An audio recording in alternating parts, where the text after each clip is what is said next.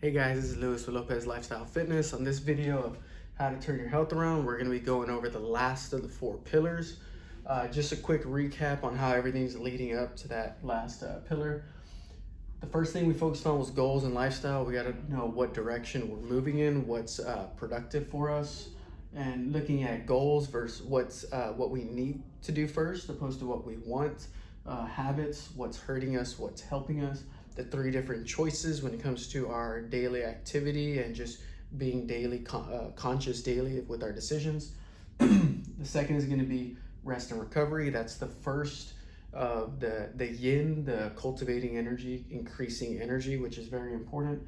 Total rest, that comes to sleep, introspection, meditation time, active rest, being able to do things working towards our goal at a lower intensity. And also passive rest, making sure we're spending time recharging, doing fun activities.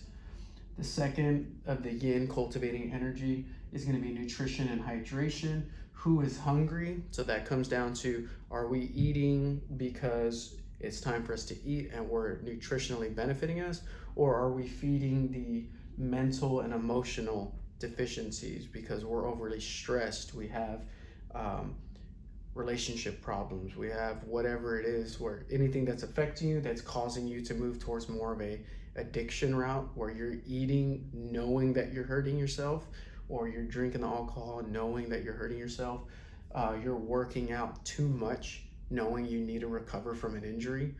All of these are all addictions, and they're normally due to mental and emotional deficiencies. When it comes to quality over quantity, what are we feeding our physical body? Is it beneficial or is it hurting us? What are we feeding our mental when it comes to information, content, and what we're learning and reading and being told? And then also emotional, that has to do with our relationships, not only with others, but with ourselves. And then fuel, and how we're using physical food to fuel us to have the energy to be able to move, exercise, and take action on our goals. So without these two, we're always going to feel burned out. Without these two cultivating energy, we're always going to need coffee, caffeine, energy drinks.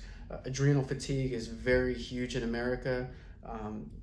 You watching this video, how many people do you know that can go, a whole, even not even a month, just a week, where they can function and go through all their day without needing coffee, caffeine, energy drinks, stimulants, pre-workouts, etc. If you need something external to give you energy to do something, then that means you're lacking somewhere else.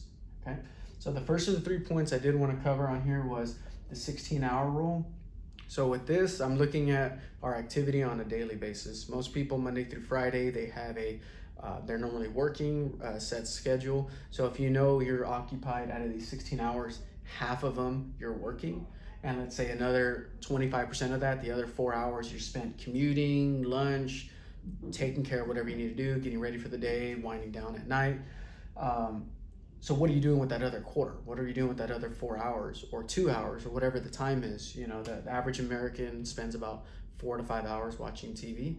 So that's already 25% or more of your day. So where can we cut out those things that are not benefiting us here or here and start making replacements? And then also on the weekends, if you have a full weekend, not damaging our health with too much alcohol, too much sweets, etc. Being able to know that, hey, what I do this weekend will determine how I'm going to do next week. Just having a different perspective on that. And it all starts with how you treat the day. The second point is going to be work, exercise, and activity. So based on the energy you've cultivated here and the mentality on where you want to put that energy, how much is going towards work, how much is going towards exercise? I train here with Lopez Lifestyle Fitness, and we work with clients with, as far as exercise goes. Then activity, if that's other business goals or personal goals you have, how much can you realistically fit into this day without feeling burned out? Okay. And that leads to the last point, is there is no perfect plan. I always recommend people reassess weekly. Where are you at?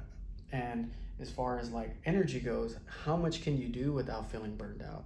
How much can you do where you're able to make progress? You're able to take 1 step forward without having to take 2 steps back every 2-3 weeks. If that has to do with diet, injuries, motivation, stress levels, etc. So making sure you reassess weekly and having the mentality of the, like the story, the turtle and the hare. We want to be the tortoise, we want to be the turtle.